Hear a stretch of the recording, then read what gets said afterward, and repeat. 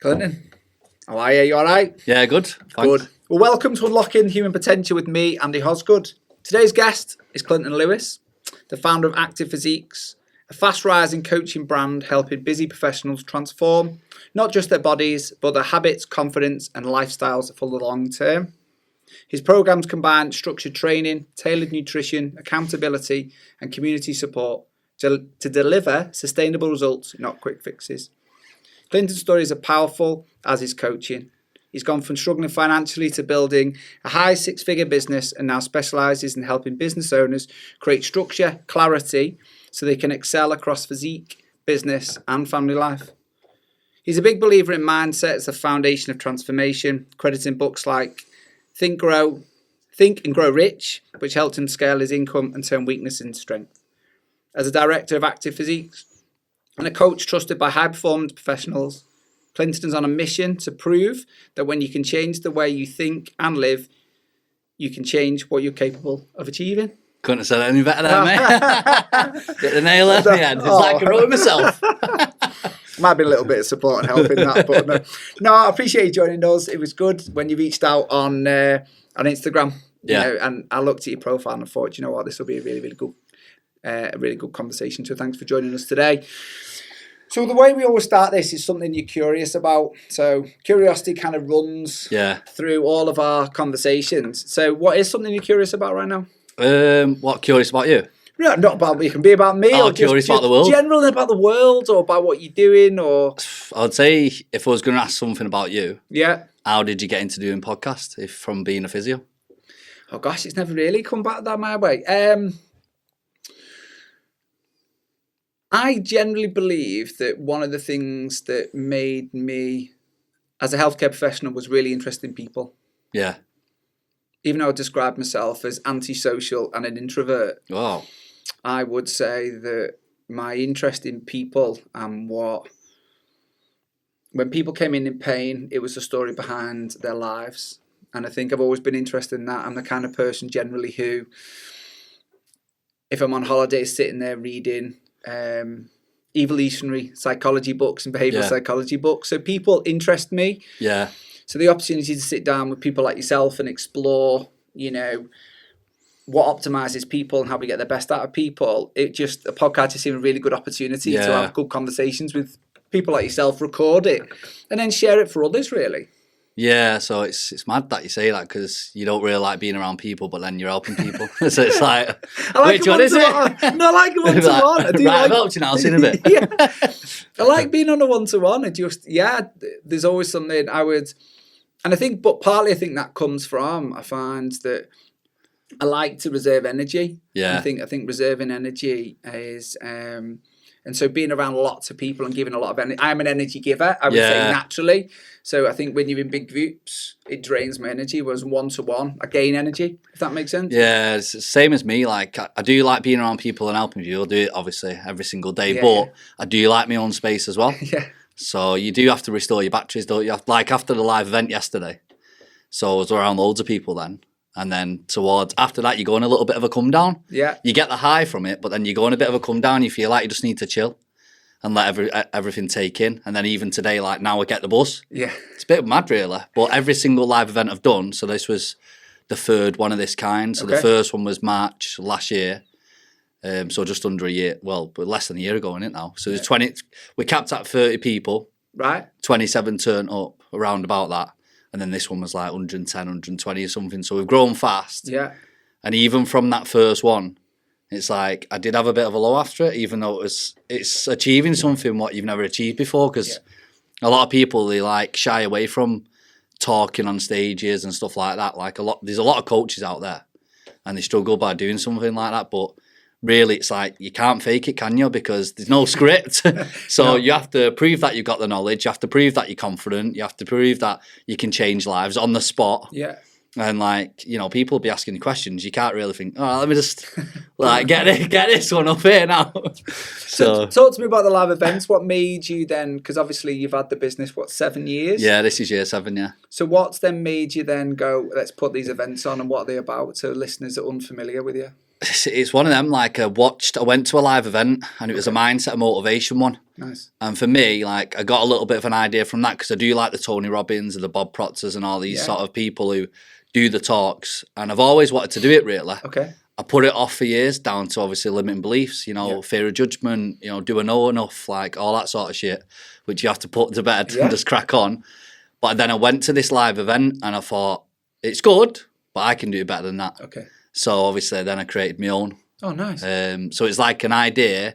I think going to there, seeing it in live, just give me the like confidence to think I'll crack on with this and just beat them. Because I like to beat people. There's a competitive nature in my mind. They don't know the competition, but in my mind, they always want to be the best. So no, but I think, I'd love to kind of, if you're comfortable, to share a few insights from the conference. I mean, what I took from that, which I love to hear, is that I'm sure there's going to be a theme through this conversation over the next 55 minutes or an hour, is that what you've said. There's a limited belief that stopped you from doing it. Whatever went on when you went to the live event kind of gave you a level of self-belief, going, actually, I could do this, but I can do this better. Yeah. And then you've gone on to achieve it. And I'm sure those, my world of coaching, that's, a lot of business owners and leaders in their businesses, that's one of the things that's holding them back.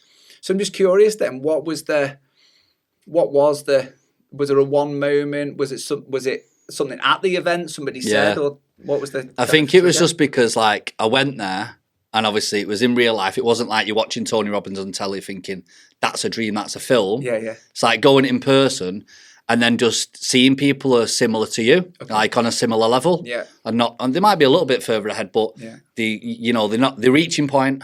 So then it puts a belief, well, if I can do it, I can. Yeah, do you know what I mean? Rather than thinking, right, Tony Robbins is a billionaire, he's miles. It's going to take a good few many years to get to that. So you have to, I think stacking them little wins, building momentum will just move you forward. And the more wins you get, the more times you go out your comfort zone, then your confidence moves up. But the first thing what you need to do is always take action. Because if you don't take action, you're just going to be at a standstill.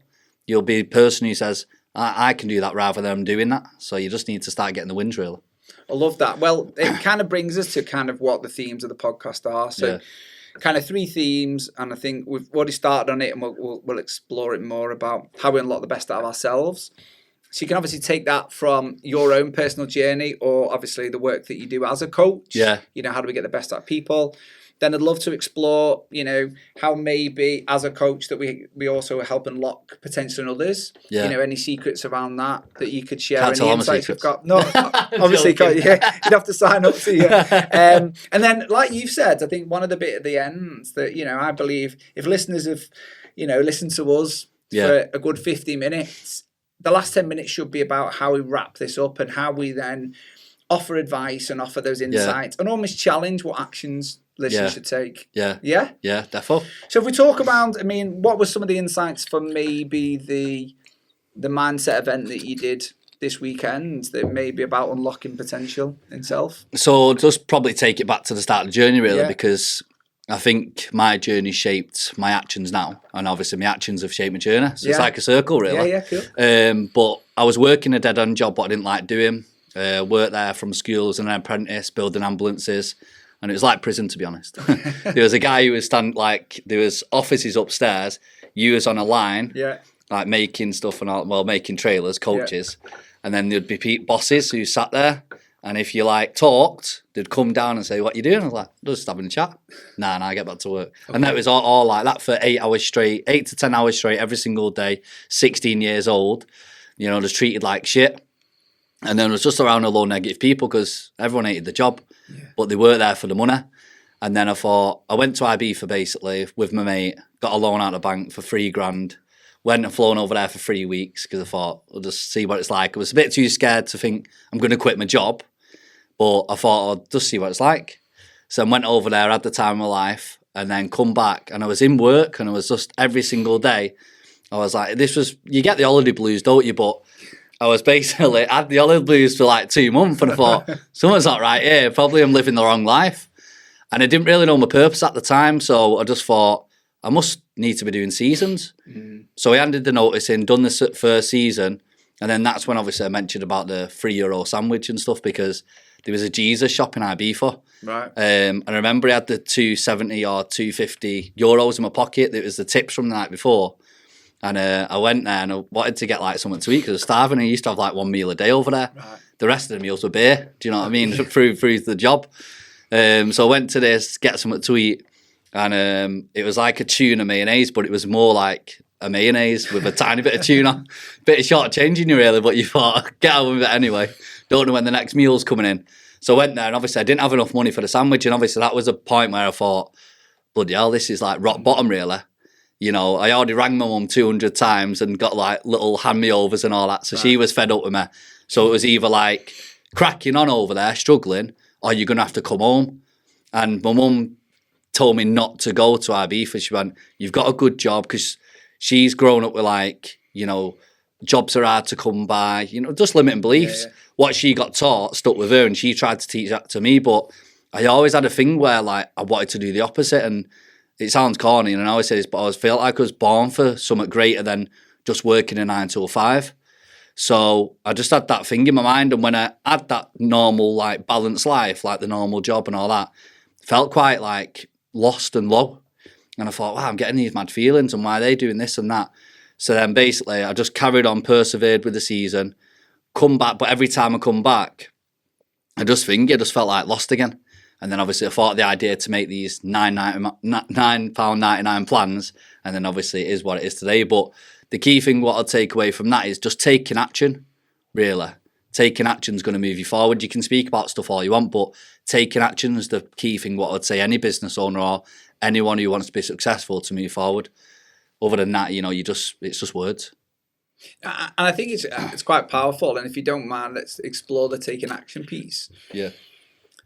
Because it's, for some, taking action does take a level of bravery. Yeah, doesn't it? yeah, you know, and definitely. and even in that story there was like, you know, there's moments, isn't there, where you go, oh, actually, Yeah. I need to move away from this, and there's that element of moving towards or away from something, and Yeah. it feels like you were moving away from a limited belief, or, you know, I never want to be in a situation where I get a mayonnaise sandwich that might have a bit of tuna in, but actually I can't afford it anyway. I know. Yeah. No, but I think a lot of people will resonate with moments if they take the time to reflect on their past that have been quite pivotal, and that's definitely quite a pivotal moment in yours. It is. It's you don't learn anything from winning. It's always the losses where you get the lessons, and you think, oh, I need to do that this way. So that's really where you move forward. All my like lowest points in my life, and I've not ever been on fully rock bottom, but I've been like close. All them low points, even with business, you know, business can be up and down. Yeah. You know, I even had a low point last year. I had like 2k in the bank. I had to lend $5,000 off my mum to pay the staff and all that. And the business was slowed down. I went from earning, you know, X amount to 12k a month, which obviously is a lot of money, but it was shite for me, to be honest with you. It was really crap. And then I thought, wow, this is bad, this. And then my older brother, Carl, he's like 38, you know, he's the one who got me into sort of the mindset stuff young. So he gave me the book The Secret when I was 18. All right, okay. But I read it. Obviously, I wasn't even doing anything with my life then. I was just like having a good time sort of thing. But he started a call centre. Yeah. And he was training all his staff up, and he really become successful. And every time someone new started, give him The Secret, because it changed his life. And he gave it me, and I read it, and obviously I took some things in, but then it had a story about someone, they manifested money, £1 million, it come through the letterbox. I thought, fuck off, that's not true. Yeah. So I clocked out of it really, but I took some things. But then last year, like I say, he sent me a video of a man called Bob Proctor. Yeah. So I went through a rabbit hole of just like personal development, and then led me on to how to think and grow rich. Yeah. And then within 5 months, I went from like 12 grand to 50 grand months. Nice. You know, so it's times it by around 5. Yeah. So I was like, wow, this is mental. But yeah, it's just all about working on yourself and moving forward. And really what the book taught me, because it's how to think and grow rich, but it doesn't teach you how to get rich really. It teaches you how to understand your mind and what things to do when you're going through the low points. Yeah. Because I used to think like business, it's up and down, and you get the lows, and you know, it's a certain amount of time when you get to high again, but you can drag the lows out for as long as you want with a negative mindset. Yeah, you can. It's the actions, what you do in them times, which you could snap back into a high the day after if you want to. But it's about what you do in the times of struggle, which really shapes you as a person. Because anyone can have a good life when it's all sunshine and rainbows, isn't it? Do you know what I mean? Yeah. So that's really what it taught me. And it's quite nice because I always use analogy. We've always got a choice, haven't we? Yeah. You know, and I think what you're saying there is, you know, and you're right, and in business, it would be lovely, wouldn't it, if every month or every year we just got year-on-year growth and growth and growth. Yeah. And everything we touch turned to gold. I think they're far and few between the people that actually happen. Yeah. So there are going to be the roller coaster of business and life, isn't it? Yeah. You know, and like you say, the choice of going when things are going good, you know, we've got a choice to either, well, we'll just sit back and just enjoy that, or keep pushing, or when things are going bad, do we just, you know, mope and do nothing about it, or is that the time where we go, actually, this is where we have to kind of roll our sleeves up and take some action? That's it. Well, that's what I was doing when I was going through that low patch, was moping. Yeah. But you can tell how you're feeling because the way you talk. You know, I went from watching like positive things, because with me, I've always kept the routine in terms of gym and Stairmaster and stuff like that, because I like that routine. It makes me feel good. But even on the Stairmaster, just a brief little thing, what I changed was I was watching like fighting online, you know, like TikTok and all that, just like random fights. So I swapped it for watching Bob Proctor, but you lose track on what you're watching and consuming when you're in that negative mindset, but it spills out onto every single thing in your life, you know, your relationships, how you speak about people, the things what you watch, the things what you're focusing on. And then before you know it, you know, you're trapped in that bubble and you think that's your life. Yeah. But it's not. You need to just change your mindset, and it's the way you look at things which will give you the result. Because everyone's got negatives in life, haven't they? Oh, and I think it's part of life. Yeah. I think negativity is part of life, and I think, like you've said, it's how we handle it and the choices that we take with it, I think, are really important. So just on that, just, I guess, a curiosity, what is it, do you have something, you know, and I'm assuming even there, you know, you're aware that things, I'm assuming not every day is a good day for you. You still have negative days. Yeah. How do you then recognise that you're having a negative day, and then how do you snap out of it? Well, you recognise how you're having a negative day by your mood. Okay. So you'll feel low and you'll feel like you've got something on your mind. Yeah. The way what I personally do it is I'll go on a walk in nature. Okay, yeah. And then I'll brainwash myself back into positivity. Okay. By like what I'm consuming. So I'll go on a walk and I've started watching a new guy, I don't know if you've seen him, called David Bayer. Oh, no. Oh, he's a good one. It's his new one. So like obviously it's Tony Robbins and Bob Proctor, but Bob Proctor's, he's died now, hasn't he? Which I was gutted about. I wanted to meet him really. He died about 4 years ago. That was good. What's interesting, sorry, so Andrew Stirrup, who's actually I recorded, he flew to the States to do all of his courses. Oh, right. Yeah, so he actually thought really, really highly of him. Did he meet him in that? No, he met him and everything, yes. I know, I said that when I was listening to him. I thought that would have been really good, yeah. When you're watching him on YouTube, like someone that many times, you feel like you know him, don't you? It's mad. It's like a spiritual thing when you listen to someone's voice and they connect with you. It's like once you're listening to them, it puts you in a different state. Like I only ask for listen to his voice, I start calming down and feeling good about myself. Yeah. But then that new guy, the David Bayer, so next month I'm going to Texas to go and see him. Oh, nice. Okay. So I'm not going to miss out on his unless he passes away before me. Fingers crossed. But yeah, so he's a new one, really. Okay. So he's just built, I think he's got about 300,000 followers on, subscribers on YouTube. Right. So he's not like massive, but he's on the rise. But again, it's who resonates with you, doesn't it? Yeah. You know, and it's interesting, but also where we are in our journeys. So I'm sure if you read The Secret now, you'd probably take a lot more from it. And actually now, like you've said, where your turnover's moving slowly up, actually when you look at a million probably doesn't feel unrealistic to you. No, $1 million bit it this year. Yeah, so that's the thing, isn't it? Whereas, and I think there's lots of, you know, people that take advice, don't listen. Yeah. But actually at times, because the mindset isn't open to it, because it sounds like maybe at 18, that was potentially who you were. Yeah. There was a moment where you had, let's call it a light bulb moment, where you just went, oh, actually, things need to change for me. And that's something that you've almost taken on. Yeah, it's like, even if you read a book now and then, you know, in a couple of months, you'll notice different things because it's resonating with you at the moment. Yeah. But yeah, in terms of the book, it was a really big turning point for me, and I had to work on myself a lot. Like obviously, I've got a tattoo there, so I stopped drinking on that day. Okay. Which is about 10 or 11. I'm not counting, but I can see the date there. Do you know what I mean? But drink wasn't like a massive problem where it was always every day or anything or every week. But when I done it proper. Do you know what I mean? Went all out, you know, benders and everything. So I think it's because I didn't do it that often. You go more into it. Yeah. And since I've been getting more successful with the business over, say, the last 3 years, obviously it's been gradual growth, but this is year 7. But last 3 years have been, more than ever. Well, the last year was the biggest one, but It was like stable for 2 years, round about the same, not going. But that was stable because of my habits, do you know what I mean?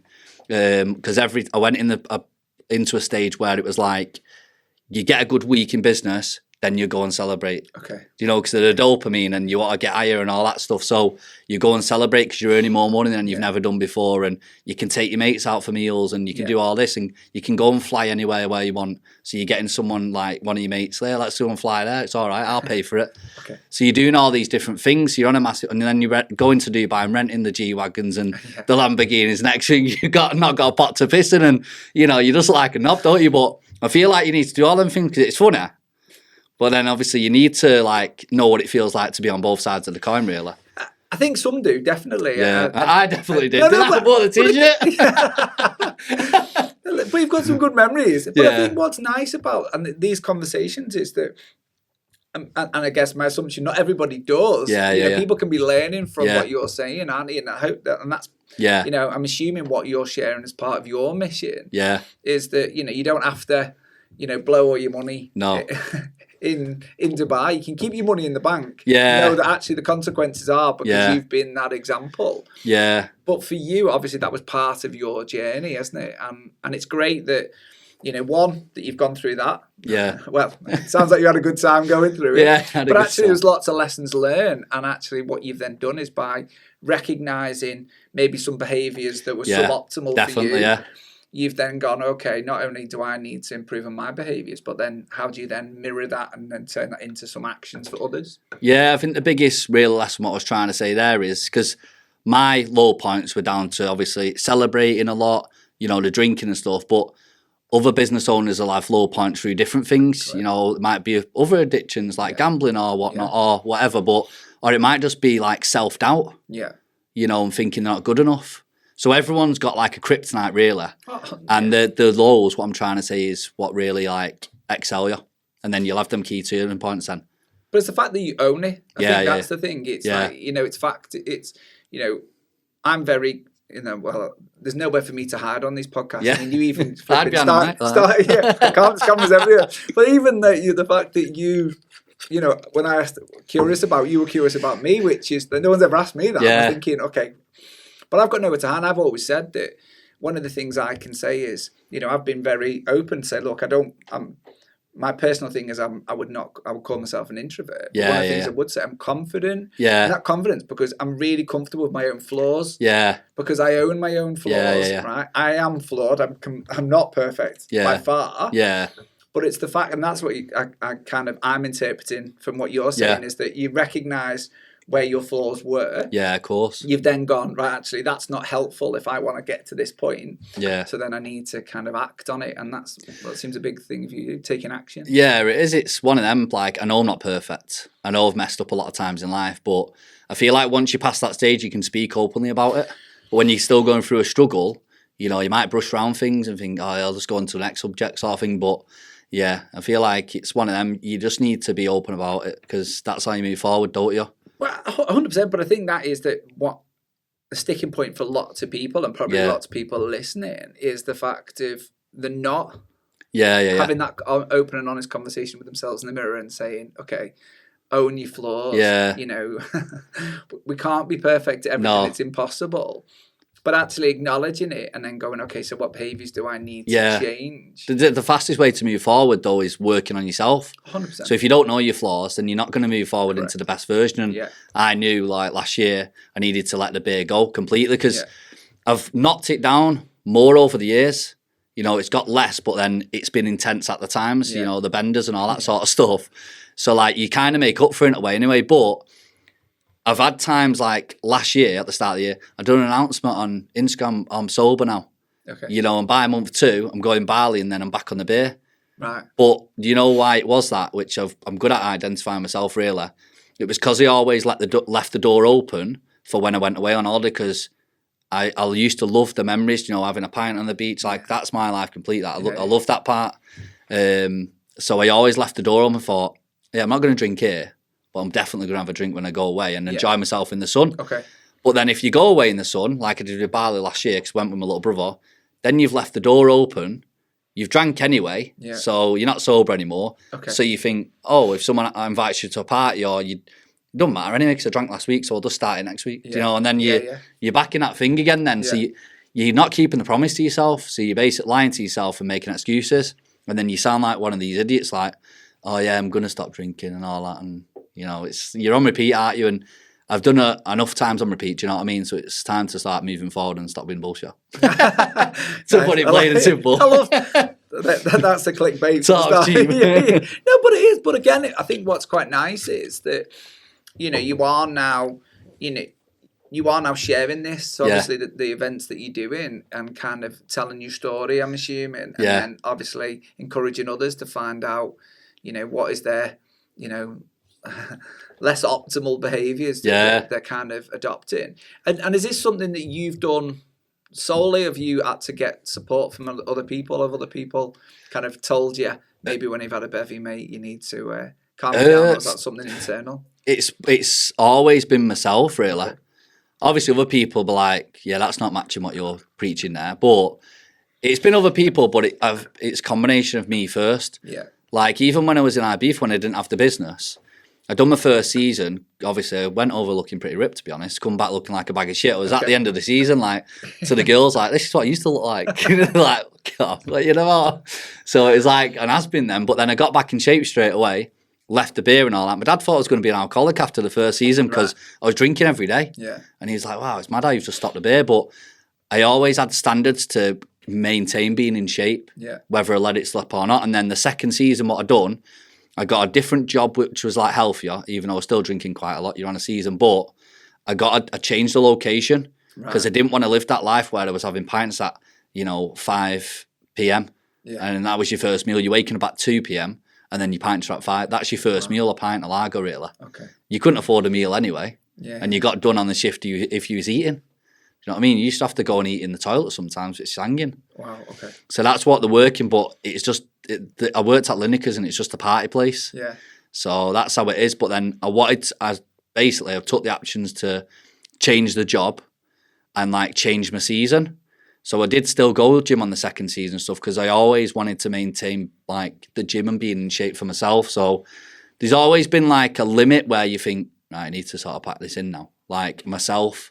And a lot of the things what I've done to move forward's been self-study because I think with anything, you need to want to do it yourself. Yeah. Like, I do handle like quite a lot of addicts and stuff, or I have as well. But there's two types of people who have got addictions, like say if it was cocaine. There's one person who, they don't actually want to stop it.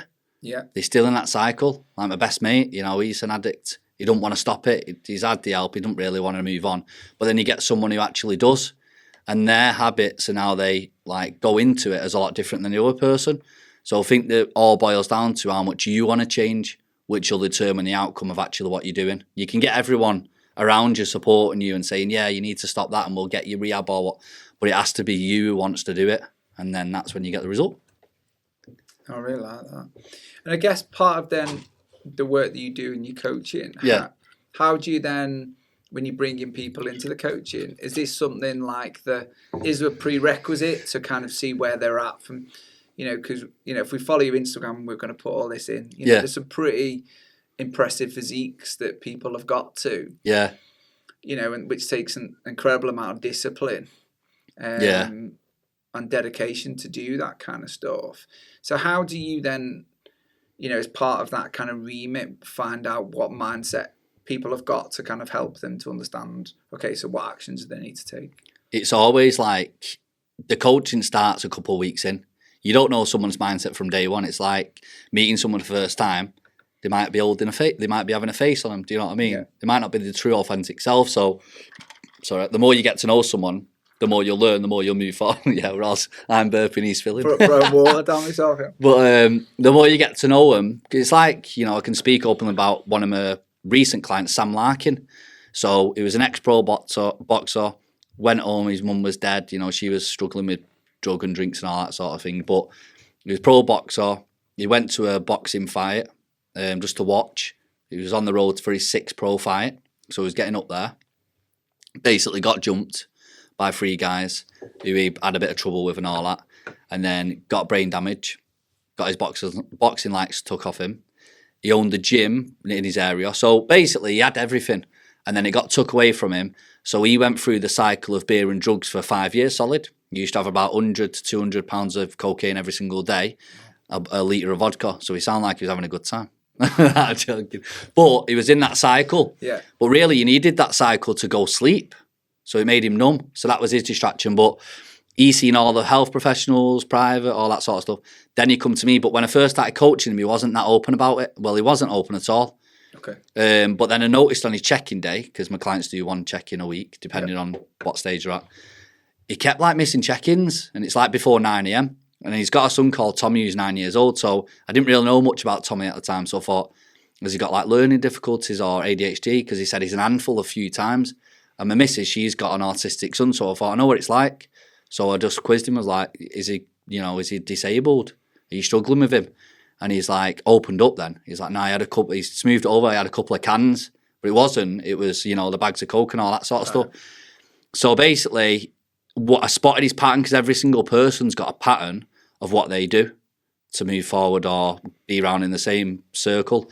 So his pattern was basically, every time he went on a bender or relapsed, he would go and do something like extreme, like a marathon or running up Pendle Hill or something. So that was like his self-harm, because he's this warrior, like the fighting man, and it sounds like Tyson Fury, the fighting man. Yeah. But he's this guy. His identity is the boxer. Right. The athlete. His mum was an athlete. His dad's an athlete. Like, obviously, his mum suffered with the addiction and stuff. But there was all like athletes. Do you know what I mean? So that's his identity. So every time he's pulled away from that, it feels like he needs to prove himself. Yeah. So that's what I figured out.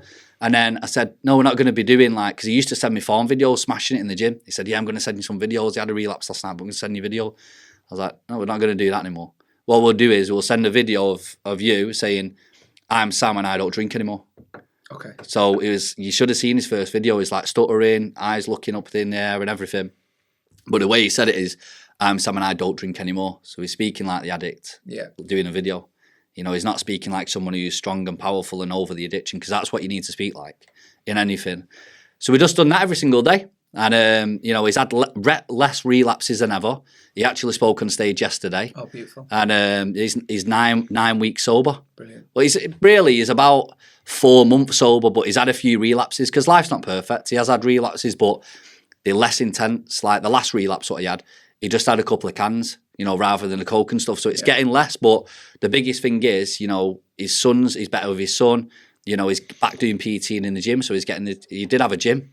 Right. One of the best ones in the area. So now he's doing the PTs again. He's feeling good in himself. He's doing photo shoots, and it's just amazing story, really. And you can see in you when you're telling that story, how much you're smiling internally. Yeah. The whole body you're smiling, isn't it? Because there's obviously a level of proudness. Yeah, definitely. And I'm assuming that's part of that also keeps you on.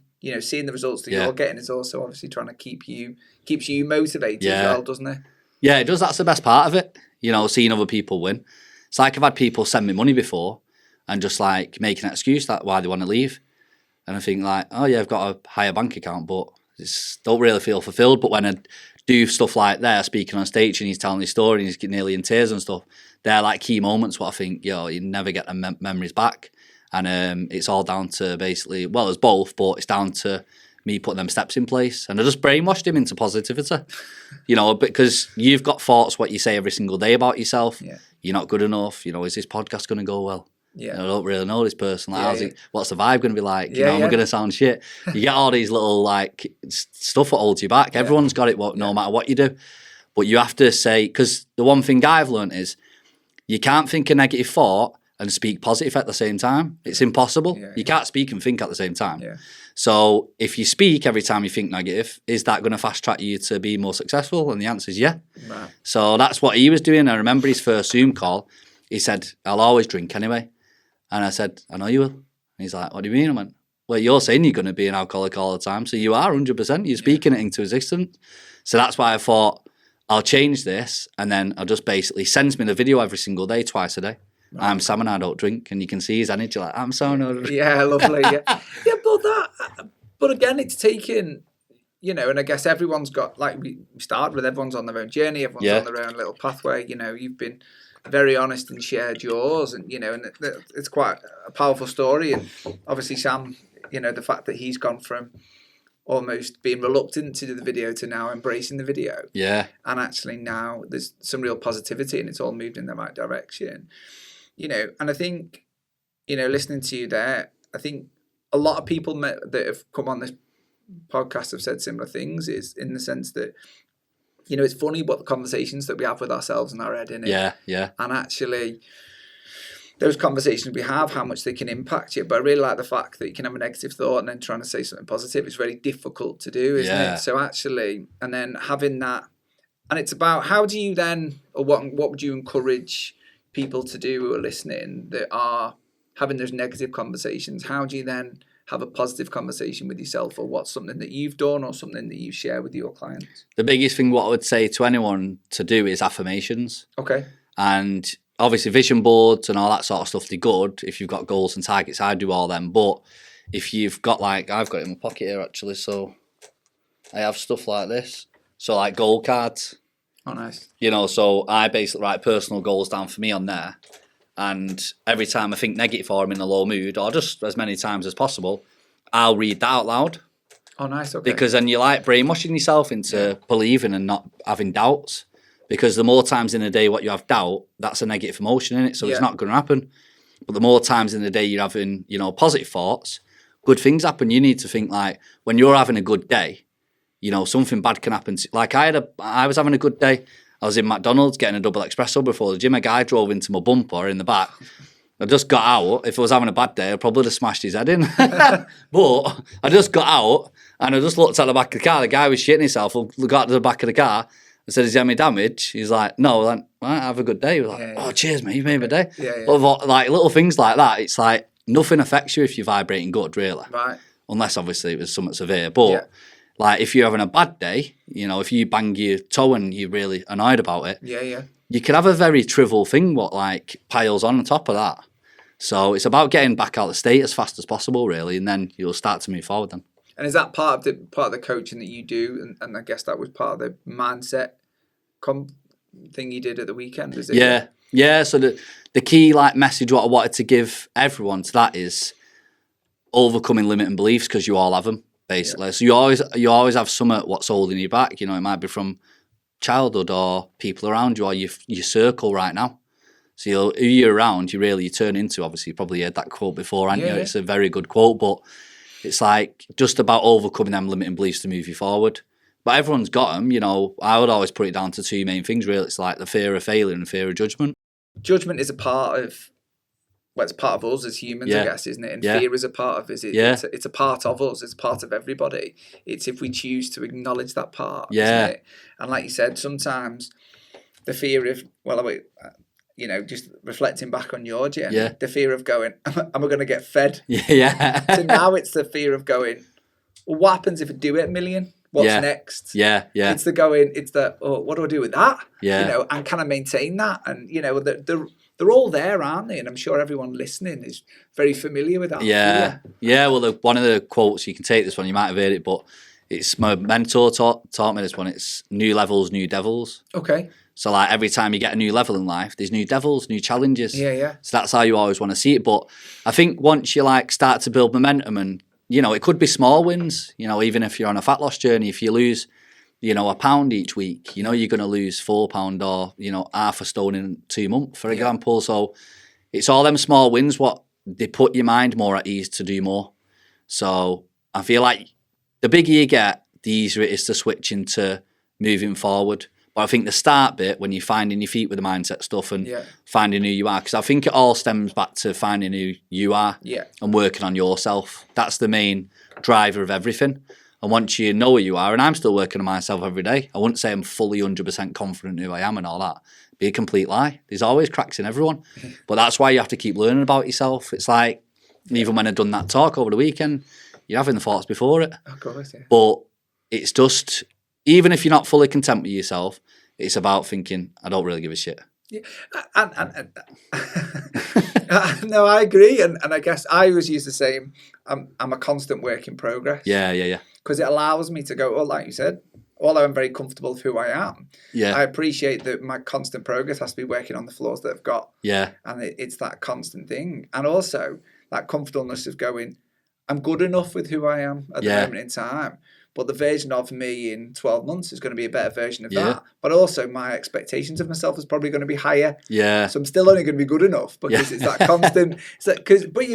But that is the fear as well that a lot of people have, isn't it? That go, oh, is the real. Or when I get to that point, the world's going to be sunshines and rainbows, as you said there. Because actually, you get to that point and you go, oh, actually, but I want to be over there. Yeah. So there's that constant moving. I think it's the progression what you get addicted to, not the success.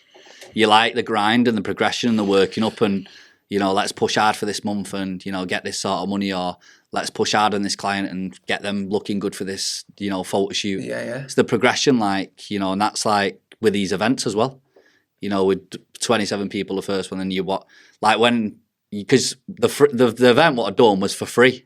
Okay. Because obviously it's good to give back, do you know what I mean? It wasn't free for me, it was a bloody lot of money.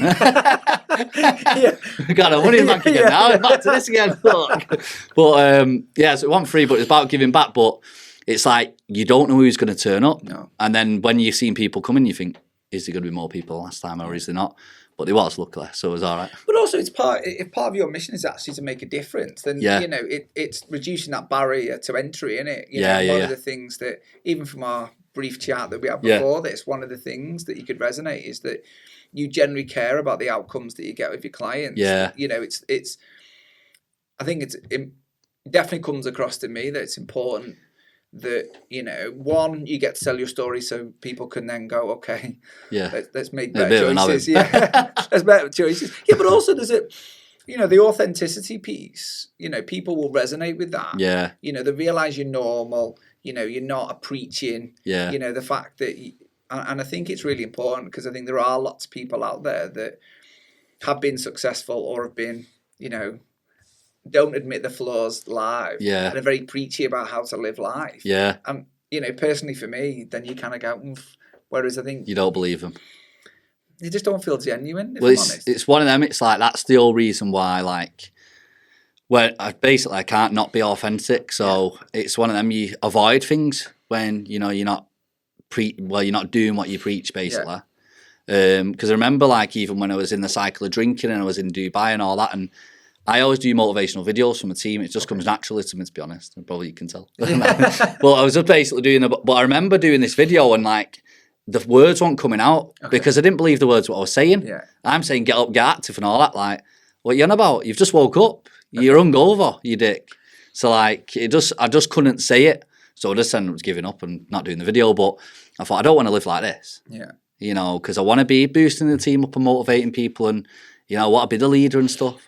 So, I completely agree with you on that. Yeah, that's nice. And you talked around a mentor. So do you have somebody that helps and supports you develop and grow too? Yeah. So I've got basically a coach and a mentor. I think the best investment what you can make is in yourself. Yeah. I always tell people to invest into us or another coach. It just depends who you like. I always find people buy from people.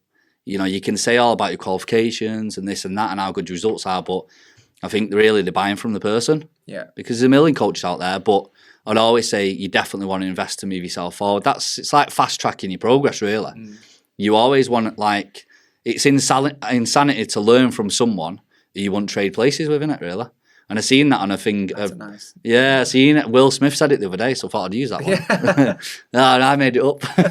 But no, I seen it the other day, but I thought, it's true that though, because I used to listen to people who they wasn't doing anywhere close to what I was doing. Then I was listening to them. I think, what am I going to do? Why would I listen to you? It's stupid, isn't it? So I'm just listening to people who's basically above me in the area where I want to go. Basically, like my mentor, he's got a helicopter standing in his garden. Oh, nice. That sounds pretty good to me. Yeah, I'll definitely listen to you, Phil. That's the goal. I like that. So kind of, thinking about your coaching, and one of the things is, so what things maybe can you share that has helped your clients? We talked, one of the things, a theme that's definitely come from this is limited beliefs. and those conversations.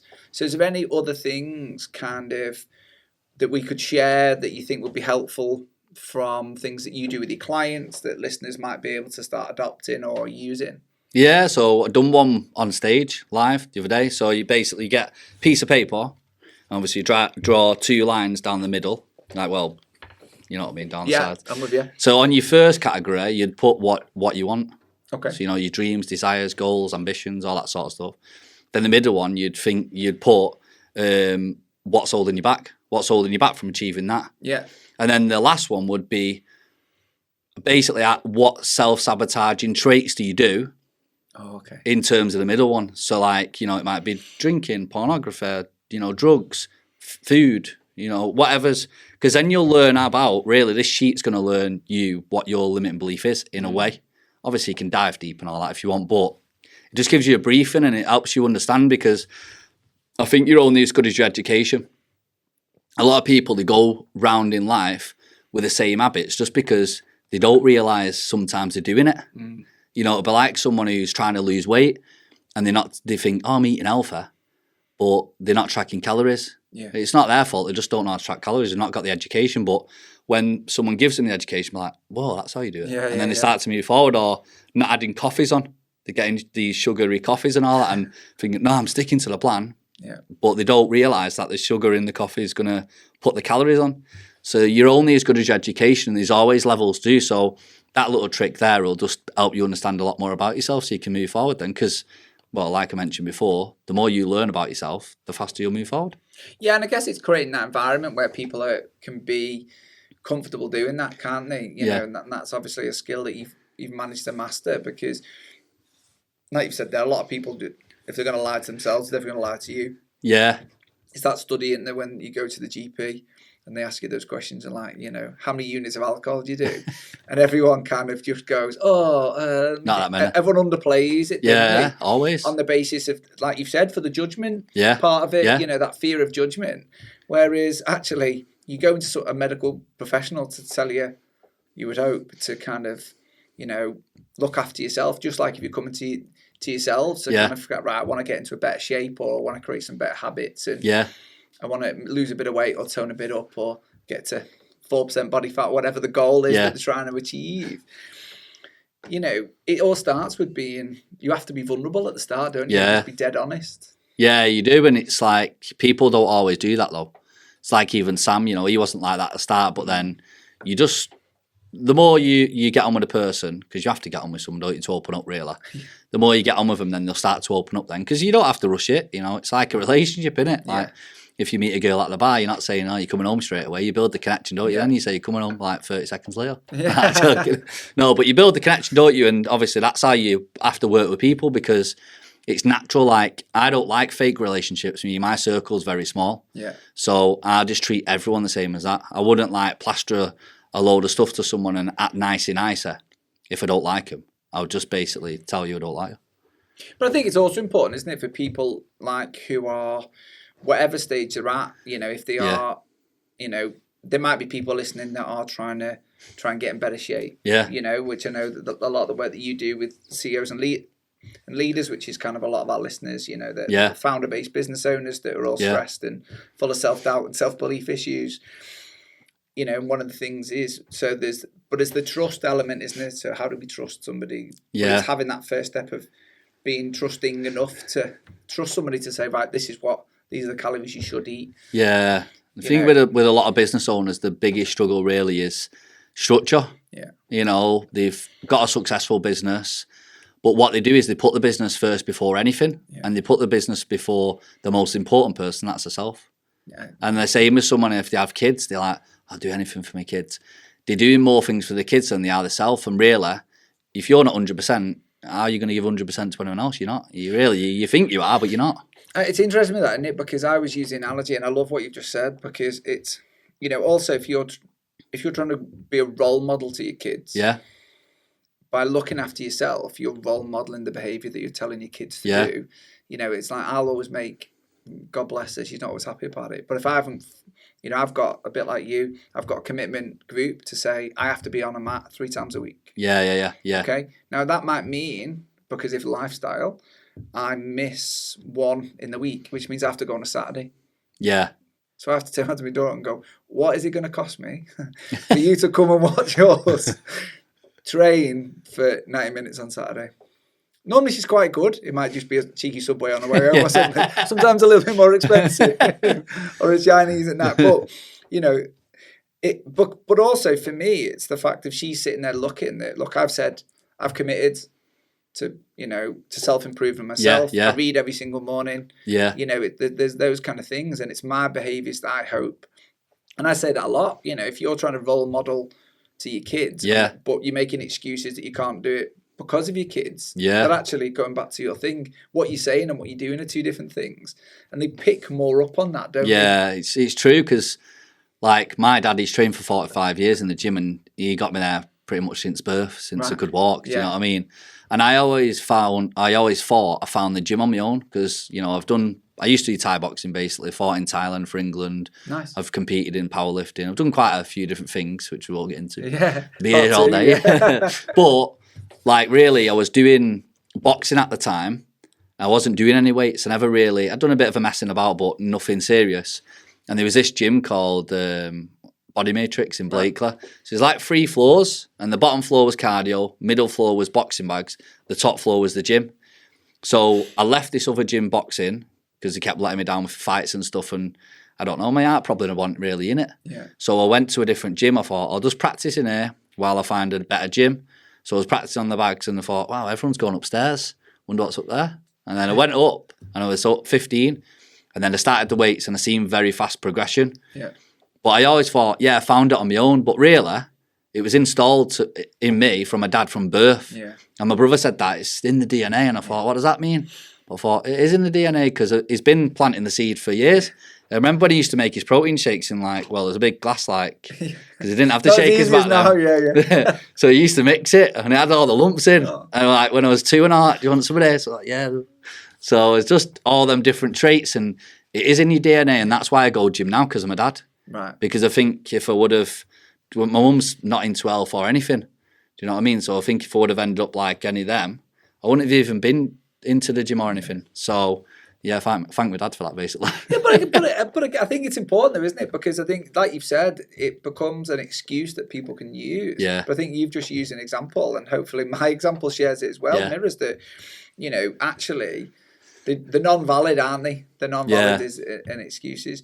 So I'm just conscious of time. All right. So what I'd like, is there anything that we've not talked about that you want to talk about? No, I feel like we've covered quite a lot. I felt like it was a nice flowing conversation. Yeah, it was. I was really enjoying it. I knew it would be. Yeah, I knew it would be. So we're going to move to kind of tying it up for the listeners because I think we've touched on some real, you know, some big topics. Yeah. You know, I've really loved your honesty, and I think it's great to hear that because I think it's, you know, there's lots of people out there that struggle to be honest with themselves, and for us to sit down and have a conversation for the first time after physically met, to do that, and I think it's, you know, so I appreciate it and I thank you for you. So 3 practical things that people can try today to move forward. Yeah, to optimize themselves. Walking in nature. Yeah. Ice baths. Okay. I do ice bath twice a week on Wednesdays and Saturdays. Okay. I just find they're a game changer. They give me that dopamine, you know, they feel good, mental clarity, drop your stress if you're very busy. Yeah. Just feel powerful for the day. Okay. And even if you've been like working really hard as a business owner, for example, and the stress builds up sometimes and then you get used to the stress. It's weird. But having that in the week, it just gives you that deregulation into, right, it's refreshed now. Yeah. And you actually get more productive. So I think that's a massive one. Nice. And then the third one, probably food, to be honest. You are what you eat, the old saying, it's a fact. Feel like when I eat crap to eating good, your brain's clearer, you feel in a better mood. So it all leads to moving you forward faster in your business. So really, it's working on yourself, isn't it? And is that something that, say there's people listening that are good at that, but they maybe lead a team, is that something that we could adopt as part of the mindset for our leadership mentality to go, how do we help encourage our team to work on themselves more? It's one of them. I would always say, like, each team, because I've got a strong team, you all want to be like each other in a certain way. Everyone's got their own strengths on my team, but we're all into the gym. We've all got high standards. We all don't drink, you know. So you have them certain traits, and it's your circle what really moves you forward. And you can get to a certain limit on your own. Yeah. But then you 100% need a team to get really far. You know, the mastermind, all these different minds, you know, aligned, and you want the same thing and you push forward. So I feel like choosing a team is very, like, the wisest thing to do. And if you feel like someone's not in sync in your team, then you have to show them the door. I think Because you're circling I'll be it. curious. Listen, I'm a big believer in it, and and I'm, for me, I think I've talked about this a lot over the last few podcasts. Is the fact that in my circle, I actually know that they care about me when they call me out. Yeah, because if I said I was going to do something, I didn't do it. Instead of going, oh, it's all right, and you were busy. No, I don't. I want them to turn around and call me out and go, you said you were going to do this, you've not done it. I go, okay, you actually do care for me. That's it. And obviously, for a business owner who's running a team and they have people on the team who are slacking, if they can't give them like advice and action steps without them seeing their ass, then, I'm sorry, but you just have to let them go. Yeah. Because you all support each other, and I'd expect my team to do that. My team check on me and say, oh, yeah, let's do this and that. It's like, you support each other. That's what it's all about, because then you're with people who actually care. Yeah. And you all move forward together then. I love that. One principle you wish every leader understood? The power of the mind. That controls your full life. Nothing to add there. Brilliant. So the question I always ask is how to turn insight into action. So I guess thinking about the kind of conversation we've just had, and I think you opened with it, and it's been a thread that's kind of been all the way through about taking action. So for people that are sat now or stood or walking the dog, and hopefully, in your world of being outside with nature, they've got their earphones in and they're listening to this or driving somewhere. How do we take some of the information that we've talked about today into actually doing something about it? You have to believe it. Okay. So you could easily watch this podcast and be motivated, like come to my event and you'd be motivated, but then your limiting beliefs, your actions start to slip back into it. Yeah. So it's about just brainwashing yourself and making it like a religion, really. Not just listening to someone once, treat it like Christians with the Bible. Yeah. They've brainwashed themselves to think that's true, which is fair enough. I've brainwashed myself to know the mindset stuff's true, and then it's resembled in my life with different things. I wouldn't have achieved a quarter of the things what I've done without the mindset. And even looking back before I was sort of in the mindset stuff, looking back at different things what I've achieved, I thought, wow, that's because of that, and the law of vibration and stuff like that. So it's one of them. The more you get into stuff, the more you believe, the more you see it, and then you just continue it. Then nice. I guess mic drop, is it? No, yeah, it's good. Yeah. And it's not often you leave me speechless, is it? I guess I was reflecting, going, from that, what would be the first step to take action? So, because I think you're right, and I think it's a mindset thing, and it's easier for a lot of people. They'll go, but it's all right for you. You've already got there. Yeah. What would be the first step? So let's say, someone has got an easy one to follow there. So the easiest way to take action. Yeah. So basically, just get the paper out again. Yeah. Because this paper's coming a bit subjective. It's good. It's good. But you draw a line down and just write benefits of doing the thing, and then put benefits of not doing the thing. Okay. Write them down, and then I think you can make your decision there. If the benefits of not doing the thing is more better than the other one, then there's your decision, isn't it? That's the mic drop moment. Yeah. Your one was a shit drop moment. No, it was good. Say some more. I think the thing is, it made me stop and pause and think, which for me is always that powerful, because anything that makes you stop and think and reflect, which is what we're trying to do with this, I think is the important thing. So for people listening, where can they follow you? Active Physiques on Instagram, TikTok, YouTube actually as well. Right, okay, cool. So we'll put all those links in. Yeah, nice one. And what is it you're working on next? So in June, got a retreat with Dorian Yates. Oh, wow. Yeah, so that's going to be good. So in Marbella, June, obviously just finalising it and stuff, but going to have a retreat with Dorian Yates. And there's going to be a lot of other things because you know who Dorian Yates is, don't you? I'm very familiar with him, but I was going to say, for listeners that are unfamiliar, do you want to share? Yeah, so he's the best bodybuilder who ever lived, basically. One of them, Arnold, they say Arnold and all that, but he's one of them who changed the way of bodybuilding, didn't he, for the bigger and all that sort of stuff. But the reason why I like him is because he's sort of past the bodybuilding, even though he knows loads. Yeah. He's more into mindset stuff and he's just an all-round good person. Yeah. I met him last year, trained with him last year. Okay. So we had a training session and all that, and we had a good time together, and it was great. Brilliant. And it's just easy to be around. So that's just going to be loads of different things, really. So it might be like ice baths, training with him, some mindset work, hikes, yoga. So we've got the details for that. Is that bookable now? Will the details coming out No, soon? it'll be out soon. Right, so follow you, and then if anyone's interested. Yeah. Awesome. That sounds quite cool. Yeah, I'm familiar with it. And just to kind of wrap up then, what final challenge would you want to set for the audience? Challenge? Yeah. What do you mean, like? Well, anything. It could just be what was for them to take action. I know we've got it could just be the piece of paper one. Yeah. Which I think is a good one. Oh, final challenge to move them forward? Yeah, to move them forward or to take what they've learned from today and do something with it. I'll just say, buy Think and Grow Rich. And, see it for yourself. Or Is Napoleon Hill? Yeah. Or you can buy You Were Born Rich by Bob Proctor, which is a more simpler version. Nice. And, just read books and study yourself and go from there and see what you think of it. Don't judge it till you try it, basically. I like it. Thank you very much. Anything else you'd like to add? No, that was great. I really enjoyed it, to be honest. Good Thank done you very that. much. I appreciate you a lot. It's been a really good chat. And all the details below. So thanks all for listening. Awesome.